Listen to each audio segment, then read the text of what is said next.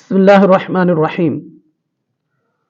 नबी अकरम सल्लल्लाहु अलैहि वसल्लम के पास एक सहाबी महफ़ गुफ्तगू थे कि जिब्राइल आए और अर्ज़ की, या रसूल अल्लाह, ये जो आपके सहाबी हैं आपके पास बैठे हैं, इन्होंने चंद सातों के बाद इस दुनिया से चले जाना है।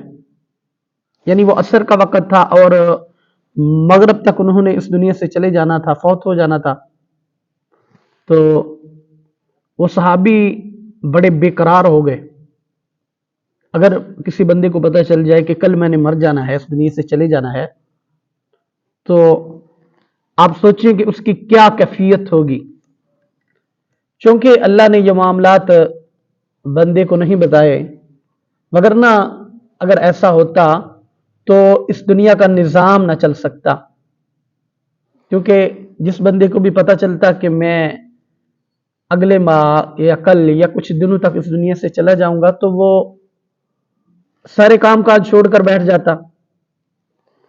तो हर काम में अल्लाह की मसलहत है, अल्लाह की हिकमतें हैं जो कि हमारी समझ में नहीं आ सकती। तो इन सहाबी को जब पता चला कि मैं दुनिया से चला जाऊंगा, तो ये बड़े बेताब हो गए और अर्ज की, या रसूल अल्लाह, कि इस वक्त मेरे पास यानी मेरे पास चंद लम्हात हैं, मैं कौन सा ऐसा अमल करूं कि जो जिसका दर्जा बहुत बड़ा हो, यानी जो अमल बहुत ज्यादा फजीलत रखता हो। तो मेरे नबी ने फरमाया, इश्तागिल बित्तअल्लुम, कि तुम इल्म हासिल करने में मशगूल हो जाओ, इल्म हासिल करने में मशगूल हो जाओ। तो यानी इल्म का हासिल करना इतनी बड़ी फजीलत का काम है कि अगर एक अहले इल्म पूरी रात सोता रहे, एक अहले इल्म, एक आलिम, एक इल्म वाला बंदा सारी रात सोता रहे और एक आबद सारी रात नफली इबादत करता रहे, तो जो इल्म वाला बंदा है उसका सोना, एक आलम का सोना एक आबद के सारी रात इबादत करने से अफजल होगा। यानी अहले इल्म की ये शान है। तो इसलिए जहां पर भी लोग बगैर इल्म के हैं, मुआशरा इल्म से खाली है, वहां पर बड़ी मुसीबतें हैं। आप देखें कि जिस घर में, जिस मुआशरे में अहले इल्म लोग हैं, जिस घर में अगर औरत इल्म वाली है तो उस घर का माहौल कुछ और होता है। जिस घर में औरत इल्म के बगैर है, अनपढ़ है, तो उस घर का माहौल, उस घर के बच्चों की परवरिश, तरबियत, उसमें बड़ा फर्क होता है।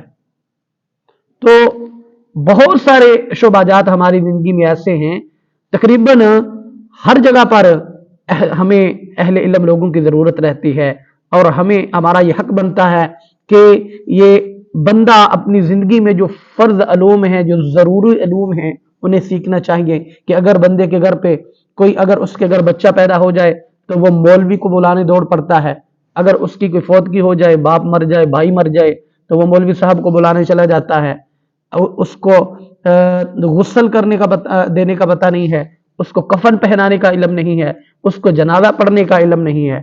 और बहुत सारे मसाइल भी तभी निकलते हैं कि जब मौलवी एक दूसरे से झगड़े करने लग पड़ते हैं कि ये इसका जनाजा पढ़ेंगे तो हमारा ईमान जाता रहेगा, ये मसाइल भी खत्म हो जाएं। अगर हर बंदे के पास इतना इल्म हो कि वो अपने बाप को खुद गुस्ल दे सके, कफन पहना सके, उसका जनाजा पढ़ सके, हर बंदे के पास इतना इल्म हो, तो फिर सारे रोले खत्म हो जाएं। तो असल में ये सारी लड़ाइयाँ झगड़े इसलिए हैं कि मौलवियत कोई प्रोफेशन नहीं है कि मौलवी को रखो स्पेशल, और जब कोई ऊंच नीच हो जाए, जब घर पर किसी की विलादत हो, कोई बच्चा पैदा हो, तो मौलवी साहब को बुलाए। हर बंदे के पास इतना इल्म होना चाहिए कि वो बच्चे के कान में अजान में खुद पढ़ सके।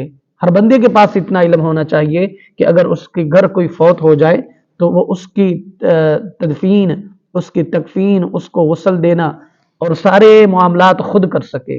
हर बंदे के पास इतना इल्म होना चाहिए, वगरना जब तक अवाम जाहिल रहेगी तो